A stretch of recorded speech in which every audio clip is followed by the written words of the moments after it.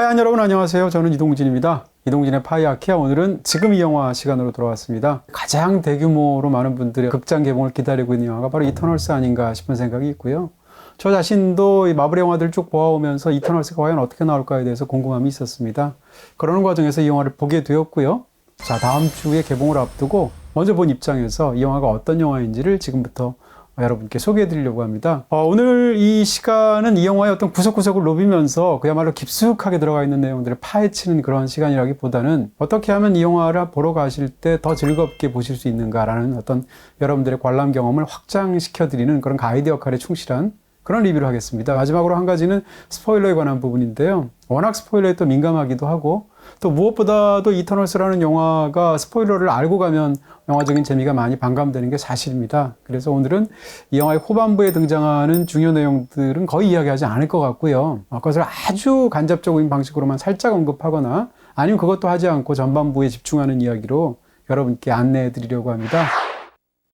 이터널스 과연 어떤가요? 라는 이런 큰 제목을 달아봤고요. 10개의 항목들을 지금부터 빠르게 여러분들께 소개해드리면서 MCU 페이지 4에서의 이 영화의 위치는? 이라는 질문입니다. 페이지 4를 일단 극장에서 상영하는 영화로 기준으로 한다면 블랙 위도우가 처음이었고요. 그 다음에 샹치가 있었고 세 번째 영화로 이터널스가 나오게 됩니다. 페이지 3에서 워낙 어마어마한 사건들이 있었지 않습니까? 그 사건 이후에 완전히 다른 이야기를 펼칠 수밖에 없고요. 그런 상황에서 페이지 4에서 지금 나온 세 번째 극장용 장편이 됐는데 제 생각엔 이야기로 따지게 되면 여태까지 나왔던 페이지 4의 세 편 중에서 가장 중요한 작품이 바로 이터널스가 아닌가 싶습니다. 샹치보다는 상대적으로 이터널스가 훨씬 더 어마어마한 큰 설정을 다루고 있기 때문에 이 설정을 이 MCU의 세계로 끌어들인 이상 그것과의 어떤 연관성 속에서 앞으로 이야기를 펼쳐내지 않을 수가 없습니다. 그런 부분에서 이후에 펼쳐질 마블의 이야기에 굉장히 중요한 어떤 역할을 하게 되는 새로운 설정을 도입했다는 것이 굉장히 중요할 것이고요. 상대적으로 샹치는 그런 것보다는 훨씬 더 이야기가 작다고 볼 수 있고 또 그 다음에 블랙 위도우 같은 경우에는 어떻게 보면 페이지 3를 마감하면서 연결하는 기능이 더 강한 이야기라고 할 수가 있겠죠. 그런 부분에서 또 이터널스는 이제 페이지 4에서 나오게 되는 극장용 영화들, 당장 12월에 나오게 되는 스파이더맨 다음 편이라든지 혹은 내년에 나오게 되는 토르나 닥터 스트레인지 같은 영화들은 다 이미 잘 알고 있는 그런 캐릭터들이죠. 그런 측면에서 본다면 완전히 새로운 세계관과 이야기가 들어왔다는 측면에서 이터널스의 위치는 굉장히 중요할 것이다 라고 생각합니다. 그러면 이터널스가 이 마블의 MCU 세계관 안에 들어온 어떤 그 위치로 본다면 저는 약간 페이지 2 때 가디언즈 오브 갤럭시가 들어왔던 순간하고 굉장히 비슷하다고 생각합니다. 두 영화의 색깔은 완전히 다르지만 가디언즈 오브 갤럭시가 처음 들어왔을 때를 보시게 되면 그 직전까지 우리가 알던 캐릭터들, 예를 들어서 아이언맨이라든지 캡틴 아메리카라든지 혹은 토르 같은 시리즈들이 계속 나오다가 갑자기 전혀 다른 세계관을 어떤 거대한 또 이야기로 끌고 들어온 것이 바로 가디언즈 오브 갤럭시입니다. 그러면서 이제 양자 사이의 융합을 이후의 페이지들에서 본격적으로 묘사하게 되는데요. 마찬가지로 이터널스 이야기는 워낙 큰 이야기라서 이후에 큰 영향을 미칠 것이다 라는 이야기를 먼저 드릴 수가 있습니다. 더군다나 이터널스의 캐릭터들은 이전에 적어도 이 극장판들에서는 한 번도 등장한 적이 없는 캐릭터들이기 때문에 더더욱 그렇겠죠. 자, 이제 2번으로 넘어가 보도록 하겠습니다. 네, 이야기의 기본 설정은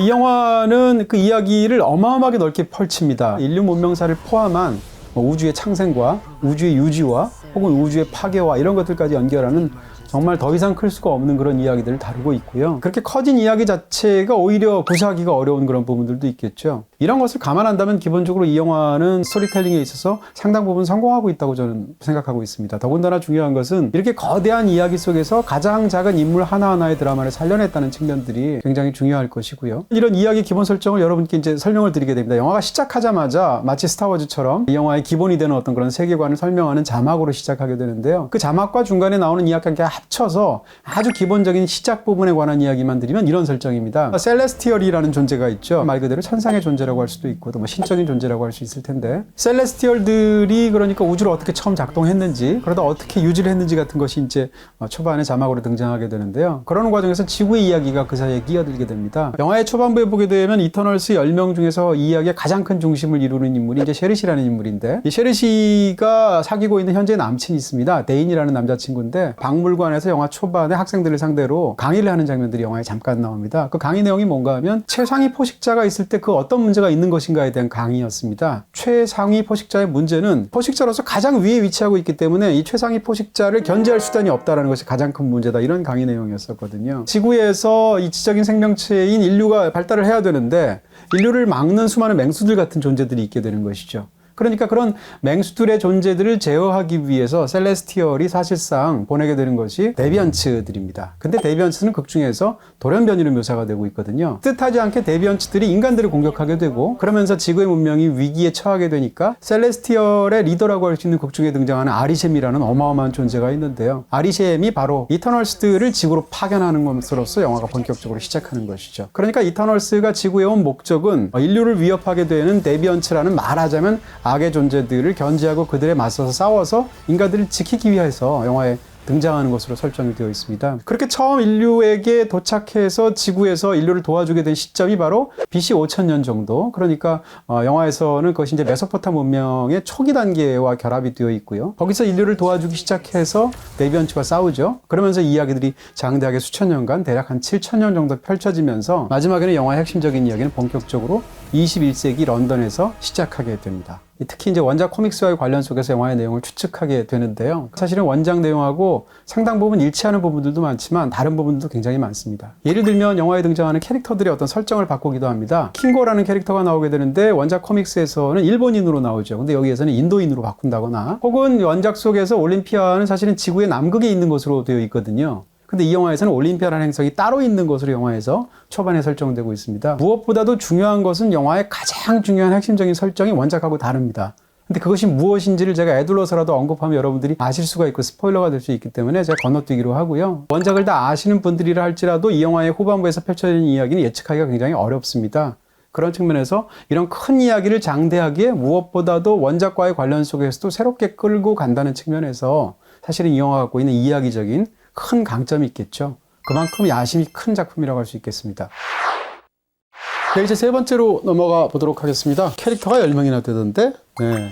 사실 좀 많습니다. 저는 이 영화의 이제 가장 큰 장점이 한 두세 가지 된다고 보는데 그 중에 한 가지를 먼저 말씀드린다면 바로 이 캐릭터라이징이라는 것입니다. 우리가 한 번도 본 적이 없는 캐릭터들의 10명을 다 일단 기억을 시켜야 되고요. 그 각각의 인물들이 어떤 것인지를 이제 다루어야 되는데 그런 어떤 한계를 염두에 두고 본다면 사실은 이 영화의 캐릭터라이징은 굉장히 뛰어나다고 볼 수 있습니다. 영화를 다 보고 나면 실제로 여러분들이 처음 보는 캐릭터지만 10명 중에 한 8, 9명이 생각이 날 거예요. 구체적인 어떤 영화적인 내용하고 결합해서 그 정도로 인물을 잘 각인시키고 있고요. 그를 위해서 이 영화가 사용하고 있는 방법은 이렇습니다. 이 10명의 이 말하자면 일종의 슈퍼히어로죠. 그런 슈퍼히어로들이 갖고 있는 뛰어난 능력들이 있을 텐데 그것을 최소한으로 한두 가지 정도로 각 캐릭터당 부여를 합니다.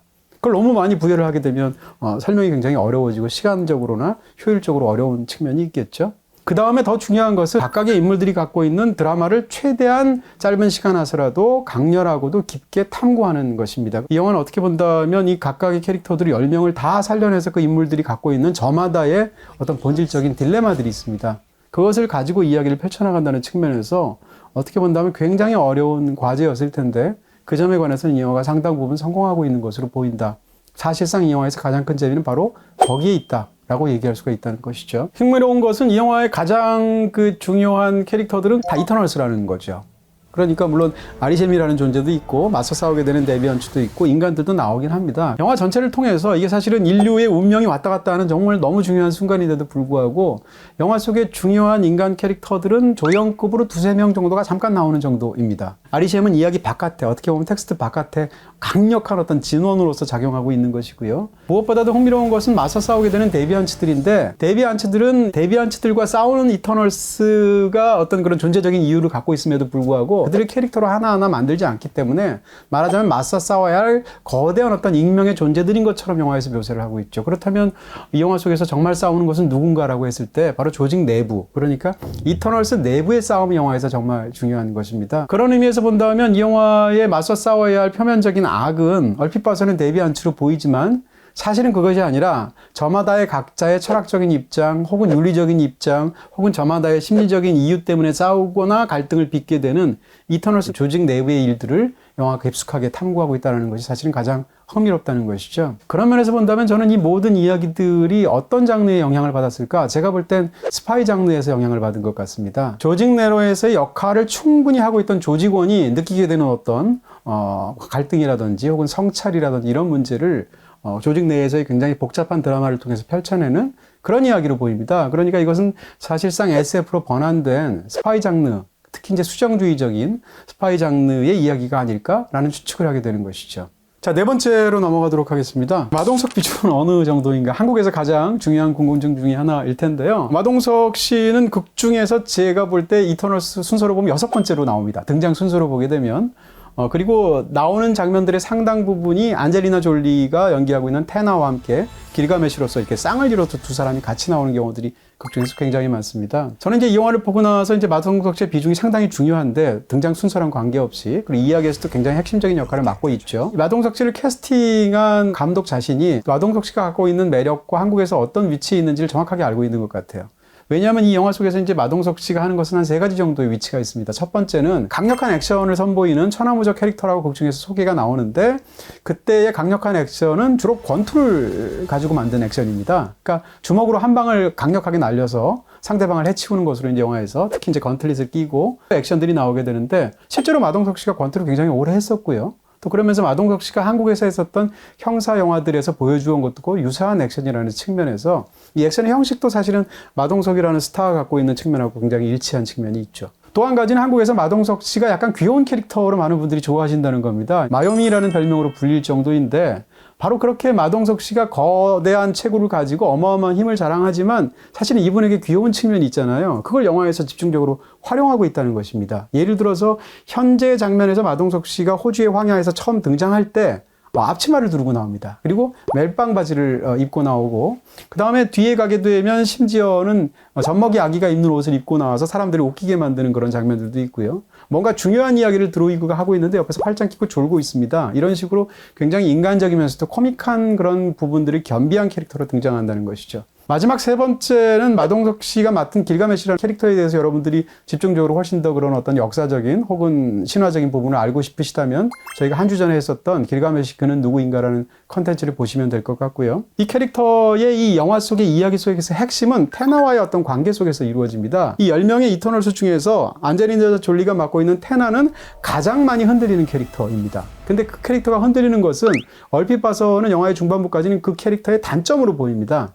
근데 영화를 다 보고 나면 사실은 그렇게 흔들려야 했던 결정적인 이유를 갖고 있었던 캐릭터였던 것이죠. 영화에서 가장 흔들리는 캐릭터가 테나라면 이 영화에서 가장 흔들리지 않는 캐릭터는 길가메시입니다. 그러니까 가장 흔들리는 캐릭터를 옆에서 끝까지 보호해주는 정말 그야말로 지고지순한 순정의 캐릭터라고 할까요? 그게 길가메시인데 지금 말씀드린 것 같은 이런 3가지 정도의 특징으로 길가메시는 명확하게 캐릭터라이징이 되어 있죠. 5번으로 넘어가도록 하겠습니다. 액션을 비롯한 볼거리는 어떤가? 네, 이거 뭐 기대하시는 분들 굉장히 많으시겠죠. 이 부분에 관해서는 이 영화가 충분히 만족감을 주지 못한다고 저는 생각합니다. 그러니까 한 영화를 만들 때 액션도 잘 만들고 캐릭터도 잘 만들고 드라마도 잘 만들고 또 깊이 있게 어떤 주제까지 탐구한다면 다 좋겠죠. 근데 그것을 다 이루는 영화들은 굉장히 드문 것이고요.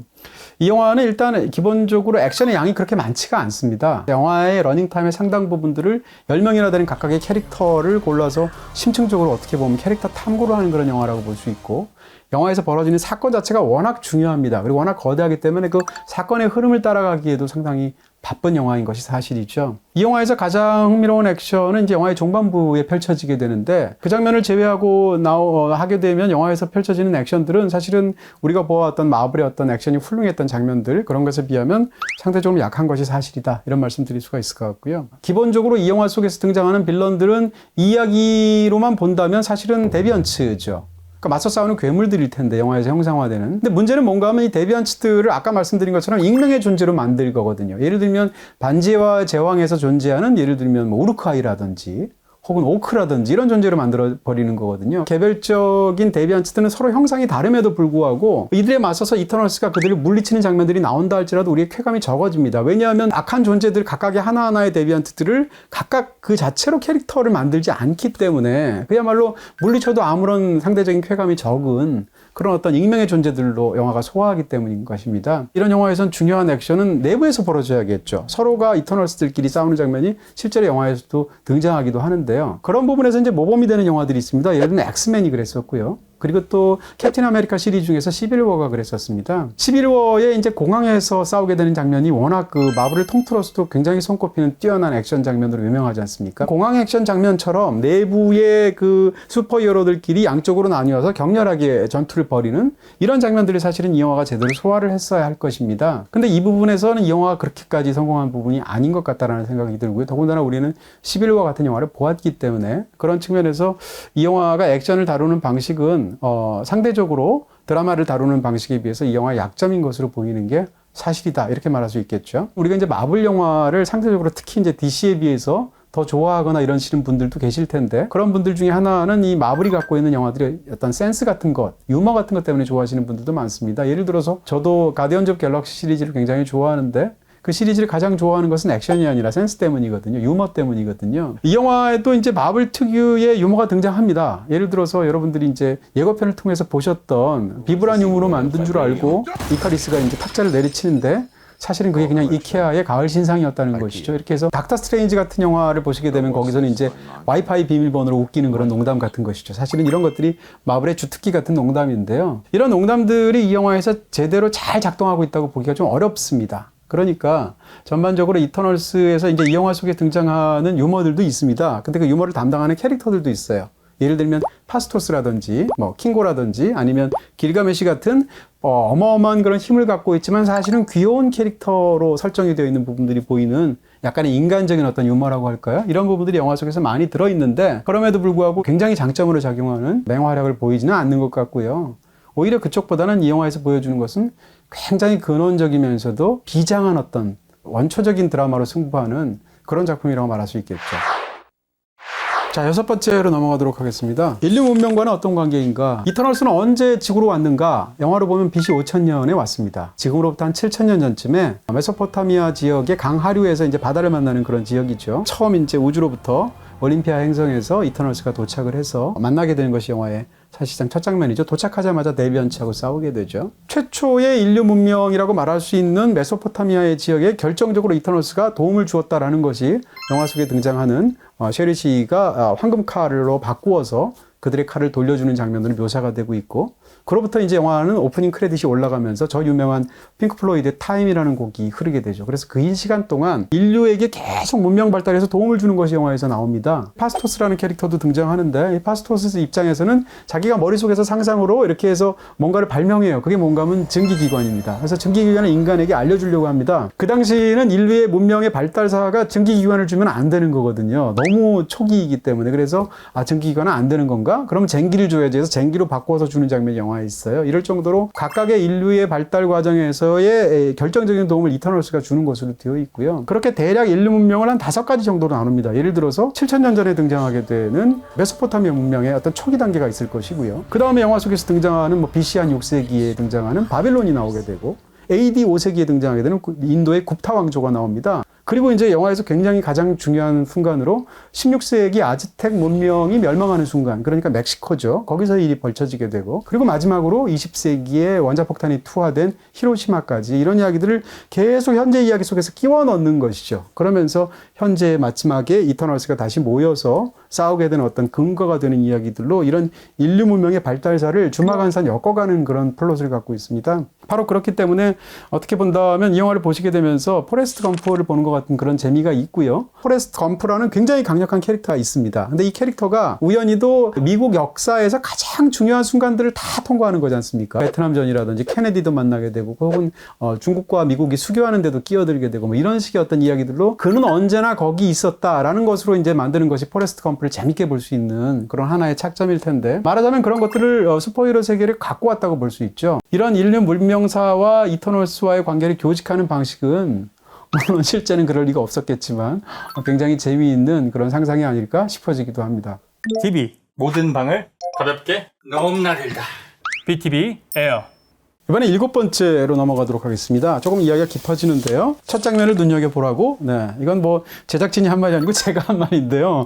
이 영화의 첫 장면 한번 눈여겨보실 필요가 있습니다. 왜냐하면 이 첫 장면에 이 영화의 후반부에 등장하는 가장 중요한 갈등과 어떤 결정과 선택과 이런 것이 사실상 원형으로 이 첫 장면에 모두 다 담겨 있기 때문이라고 저는 생각합니다. 첫 장면이 이런 겁니다. 자막이 흐르고 나서 이제 멀리 올림피아 행성으로부터 지구에 도착하는 이터널스를 보여주는 게 영화의 첫 장면이죠. 근데 영화의 첫 대사는 무엇인가 하면 이들의 리더라고 할 수 있는, 그러니까 프라임 이터널이죠. 현재 리더인 에이젝이 때가 되었어 라는 것이 영화의 첫 대사입니다. 그리고 나서 각각의 10명의 이터널들이 이제 수트를 입게 되고, 그리고 이제 지구에 막 도착하기 직전에 창을 통해서 멀리 있는 지구를 바라보게 되는데, 그 바라보고 있는 사람은 누구였는가 라고 하면 바로 이카리스였습니다. 이카리스가 지구를 굉장히 인상적으로 그 행성의 어떤 아름다움을 쳐다보고 있는데, 아니나 다를까 그 마음은 마치 읽기라도 한 듯 옆에 셰리 씨가 도착하면서 셰리 씨가 그 옆에 서서 하는 얘기가 뭔가 하면, 아, 지구 참 아름답네, 그렇지 않아? 라고 말을 하게 되죠. 그 얘기를 하니까 이카리스가 셰리 씨를 쳐다보는데 두 사람은 서로를 모르고 있습니다. 그래서 이카리스가 자기가 나는 이카리스야 라고 소개하니까 나는 셰리 씨야 라고 하는 것이 영화의 첫 장면입니다. 얼핏 봐서는 그냥 심상한 그런 묘사처럼 보이는데 이 장면은 굉장히 중요합니다. 일단 때가 됐다라는 말을 이 모든 반전까지 다 보고 나면 그 때가 된 것이 과연 어떤 순간이었는지, 그들이 수트를 입는 순간이 어떤 순간이었는지가 굉장히 흥미롭게 영화를 다 보고 나면 다시 보일 것이고요. 이야기의 핵심을 이루고 있는 그런 갈등은 셰리 씨 그리고 이카리스와의 두 사람 사이에서 사랑에서 어떤 벌쳐지게 됩니다. 이카리스가 지구의 아름다움에 매혹되어 있을 때 옆에 와서 지구 참 아름답지 않아? 라고 말을 한 그녀가 있었습니다. 그래서 그 셰리 씨를 쳐다보는 순간 사실상 그녀의 아름다움에도 매혹이 되는 거거든요. 그래서 서로 이제 통성명을 하게 되면서 둘의 관계가 시작되는 것인데, 영화 속에서 두 사람이 어떤 결정을 하려고 했을 때 항상 그 밑바탕에 이루어지고 있는 것은 둘이 서로를 사랑하고 있다는 것이죠. 지구에 대한 사랑과 둘의 서로에 대한 사랑이 겹쳐져 있다는 것이 이 영화의 핵심적인 어떤 그런 암시가 됩니다. 그래서 바로 이런 복선 때문에 영화의 이제 종반부에 등장하게 되는 어떤 장대한 어떤 이야기들이 그 근거를 제공하게 되는 것인데, 다 보시고 나면 아마 제 말씀이 무슨 말씀인지 어떤 이야기인지를 짐작하시지 않을까 싶습니다. 이 영화에서 가장 중요한 건 사랑의 테마 같은 것입니다. 10명이나 되는 이터널스 사이에서는 여러 가지 이야기들이 있습니다. 감정적인 부분들, 사랑도 있고 우정도 있고 혹은 리더십을 놓고 싸운 어떤 권력 문제 같은 것도 이 조직 내부에서 있어요. 예를 들면 사랑이라고 한다면 영화에서 아까 말씀드린 것 같은 지고지순한 테나를 끝까지 보호해주는 길가메시의 사랑이 있을 수 있겠죠. 그리고 무엇보다도 이 영화에서 가장 중요한 건 약간 4명 정도의 캐릭터가 얽혀있는 사랑이 있습니다. 이카리스와 셰리 씨가 사랑을 하는데, 이카리스가 어떤 이유로 셰리 씨를 아무 이유 없이 떠나게 되는 사건이 과거에 벌어지게 되죠. 그렇게 돼서 셰리 씨는 마음의 상처를 입고 현재 단계에서는 인간을 사귀게 됩니다. 그래서 네인이라는 남자하고 사랑을 하고 있는데, 갑자기 쉽게 얘기하면 현 남친 앞에서 전 남친인 이카리스가 나오면서 런던에서 이야기가 본격적으로 펼쳐지는데, 근데 이런 이카리스를 또 마음속에다 두고 굉장히 혼자 좋아하고 있는 캐릭터가 영화에 등장하죠. 바로 스프라이트라는 캐릭터, 이터널이죠. 그러니까 이렇게 4명이 얽혀있는 굉장히 복잡한 그런 감정적인 이야기가 영화의 사실은 감정적인 중심을 이루고 있다라고 말할 수 있고요. 이런 것들은 단순히 사랑의 어떤 유람선 같은 환경만은 아닌 것이, 말씀드린 것처럼 그것이 영화의 핵심적인 이야기하고 긴밀하게 겹쳐져 있기 때문에 중요하다는 것이죠. 또한 이 영화 속에서는 어떤 이터널이 다른 이터널을 떠남으로 인해서 감정적으로 상처를 안기는 그런 설정들이 많습니다. 조금 전에 말씀드린 것처럼 이카리스가 셰리 씨를 그렇게 떠나기도 했는데, 그것이 우정 사이에서도 그런 일이 벌어져요. 예를 들어서 킨고가 스프라이트를 떠난 것으로 영화에서 묘사가 되거든요. 이런 것들도 또 누가 누군가를 말없이 떠나게 되면 떠나보내져진 사람은 감정적인 상처를 입게 되겠죠. 이런 부분들이 영화에서 굉장히 심리적으로 중요하게 묘사가 된다는 것이고요. 또 하나는 에이젝이 갖고 있었던 리더십, 그러니까 프라임 이터널의 자리를 누가 계승할 것인가라는 중요한 문제가 있습니다. 여기를 놓고 또 다른 어떤 경쟁 관계들이 있게 되고 서로에 반대하는 부분들이 있게 되는데, 이런 것들이 영화에서 굉장히 중요하게 펼쳐진다, 이렇게 말씀드릴 수가 있겠죠. 자, 이제 8번째 얘기입니다. 다양하고도 근원적인 딜레마, 이렇게 말할 수밖에 없을 정도로 어떻게 보면 우리가 SF 영화들을 보면서 다뤘던 수많은 어떤 영화들의 어떤 굉장히 중요한 그런 핵심적인 딜레마들이 있지 않습니까? 예를 들면 인간다움이란 무엇인가, 기억의 문제는 무엇인가, 인식의 문제도 있고 존재의 문제도 있겠죠. 이런 부분들을 이 영화가 굉장히 다양하고 다루는데, 그것을 또 영화에서 제법 훌륭하게 다루고 있습니다. 그런 부분에서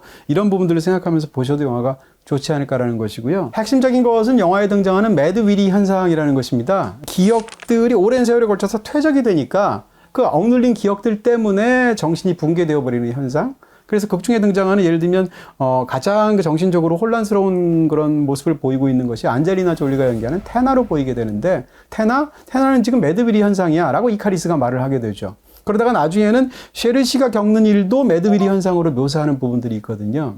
근데 이 매드위리 현상이라는 것은 사실 영화를 다 보고 나면 영화의 핵심적인 설정하고 연결되어 있습니다. 이것은 어떻게 보면 기억의 테마랑 관련이 되어 있는데 이 영화에서는 그것을 직접적으로 말하지 않지만 제 추측컨대 이 이야기에서 가장 중요한 부분들은 제가 볼 때는 불교에서 왔다고 생각이 듭니다. 그러니까 이것은 윤회론으로 다시 쓴 슈퍼히어로 영화 이야기처럼 저한테는 보입니다. 윤회라는 것이 뭔가 한번 생각해 보면 기본적으로 현생이 전생과의 관계가 굉장히 중요할 것이고 혹은 현생이 전생의 관계를 어떤 기억을 할 수 있는가의 문제가 또 있을 수도 있고 그 다음에 이 현생 속에서 이 업을 쌓아가면서 결국은 다음 생에서 또 다른 윤회를 겪는다는 것 자체가 그 존재에겐 굉장히 힘든 일이죠. 그러니까 이런 순환에서 어떻게 하면 탈피할 것인가 그것이 이제 해탈의 문제가 되는 것이겠죠. 이런 식으로 윤회라는 것에 담겨있는 어떤 기억의 문제, 존재의 문제 혹은 서로 다른 생들과의 관계의 문제 마지막으로 거기서부터 이 순환에서 벗어나는 해탈의 문제 이런 것들이 있게 되는데 이거를 멋지게 슈퍼히어로 이야기로 바꾼 것이 아닌가? 개인적으로는 그런 생각을 하고 있습니다. 그런 측면에서 이 이야기들이 갖고 있는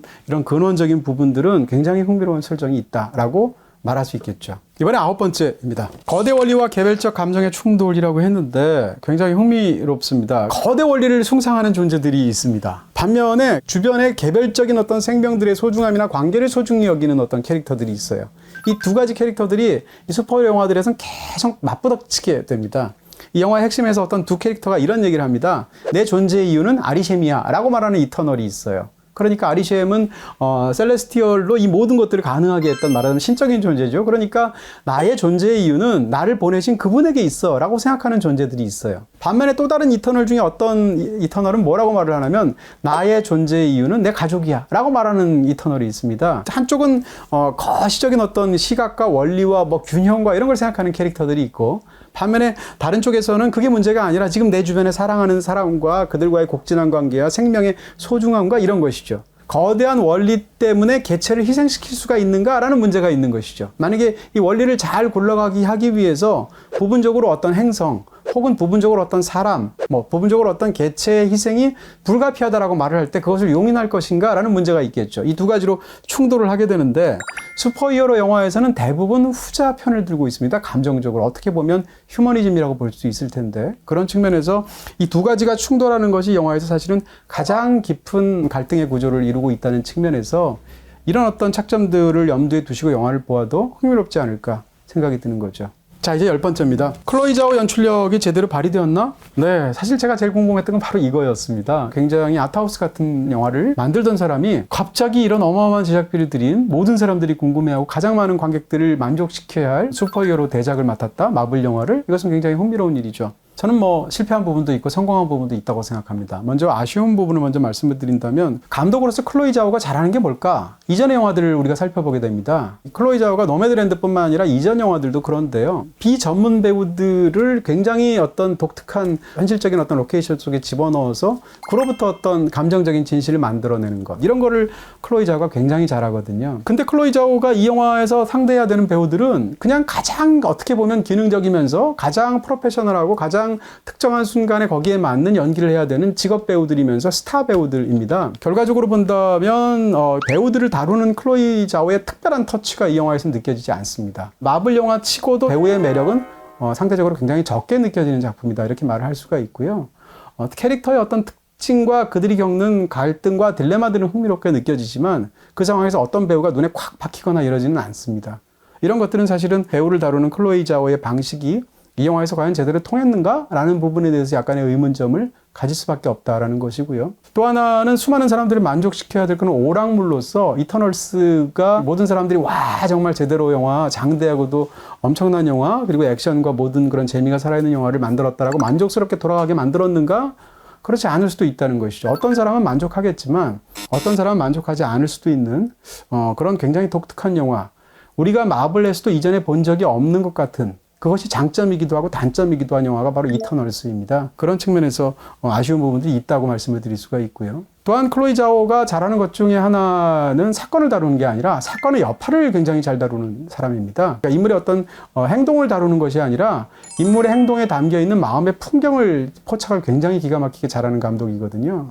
근데 중요한 것은 이터널스라는 영화는 사건의 여파가 아니라 사건 자체를 따라가는 영화입니다. 왜냐하면 사건이 너무너무 크고 엄청난 사건이기 때문에 사건만 쫓아가기도 바쁜 영화이거든요, 이야기가. 그런 측면에서도 클로이 자오라는 감독과 이야기의 소재 사이에서의 미끄러짐이 있지 않았나? 이런 생각을 하게 됩니다. 반면에 클로이 자오가 이 영화를 만들어서 이터널스가 굉장히 독특하고 또 특별한 그런 개성 넘치는 마블 영화 중에 한 편이 되었다라고도 말할 수 있습니다. 이터널스를 보면 이 영화가 마블의 어떤 영화보다도 굉장히 서정적이면서 무엇보다도 드라마를 아주 잘 다루는 영화입니다. 더군다나 이 영화가 다루고 있는 토대하고 있는 설정의 그 거대함에 비하면 이 영화는 상당히 선방한 그런 이야기라고 볼 수가 있고요. 무엇보다도 마블 영화를 제가 쭉 보면서 이제는 마블 영화에 대한 피로감 같은 것이 기대감만큼이나 쌓여 있거든요. 그런 측면에서 마블의 새로운 활로 중에 하나를 이 영화가 제시했다는 측면에서도 저한테는 신선하게 보이는 측면이 있습니다. 마지막으로 클로이 자오가 굉장히 잘하는 것은 로케이션 선택을 훌륭하게 하죠. 그래서 인물이 들어가 있는 그 색이 어떤 질감을 표현하고 그것 자체를 인물 묘사의 중요한 수단으로 활용하는 그런 방식에서 아주 뛰어난 부분들이 있죠. 이터널스에 등장하는 무슨 호주의 광야부터 시작해서 인도의 뭄바이라든지 혹은 초반에 등장하는 메소포타미아, 이라크죠. 이 영화는 사실상 이라크에서 시작해서 이라크로 끝나거든요. 왜냐하면 10번째 캐릭터를 픽업하는 것이 이라크이기 때문에. 그리고 또 영화에 등장하는 알래스카라든지 사우스 다코타라든지 이런 지역들에 관한 이 영화 묘사들이 단순히 그냥 서정적일 뿐만 아니라 그 속에 등장하는 인물들을 품어내는 방식까지도 굉장히 잘 표현이 되어 있어서 이런 것들은 클로이 자오 특유의 연출력이 제대로 잘 들어가 있는 훌륭한 부분이 아닐까 생각이 드는 것이죠. 네, 이렇게 해서 오늘은 이터널스를 어떻게 하면 더 즐겁게 보실 수 있을까, 혹은 이 영화가 과연 어느 정도로 나왔을까에 대해서 여러분들께 설명을 간단히 드렸습니다. 네, 이것으로 이터널스에 관한 가이드 리뷰 마치도록 하겠습니다. 다음에 또 좋은 영화로 다시 돌아오겠습니다. 감사합니다.